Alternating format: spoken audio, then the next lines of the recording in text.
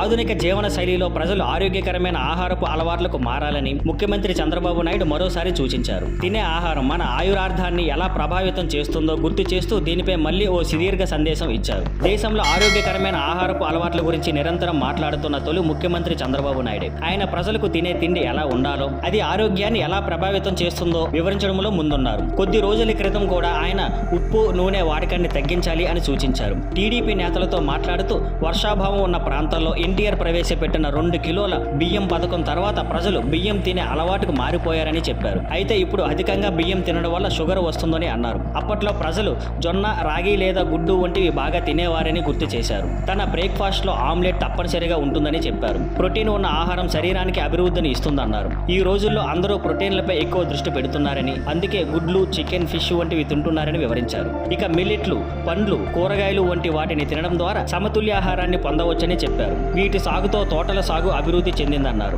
ఈ రకమైన పంట సాగుతో మైక్రో ఇరిగేషన్ కు ప్రోత్సాహం లభించిందని చెప్పారు. ఇప్పుడు ఆంధ్రప్రదేశ్లో 16 లక్షల హెక్టార్ల మైక్రో ఇరిగేషన్ ద్వారా సాగు జరుగుతుందని గర్వంగా ప్రకటించారు. ఇది క్రమంగా ఆటోమేటెడ్ వ్యవస్థగా మారిందని, ఫార్మర్లు మొబైల్ యాప్ ద్వారా నీటిని ఎప్పుడు ఎంత విడుదల చేయాలో నిర్ణయించుకోవచ్చని చెప్పారు. ఆంధ్రప్రదేశ్ ప్రజలు 75 ఏళ్ల వయసున్న సీఎం తమ ఆరోగ్యంపై శ్రద్ధ చూపించడం సంతోషంగా స్వీకరిస్తున్నారు. Thank you for watching. Please like, share and subscribe.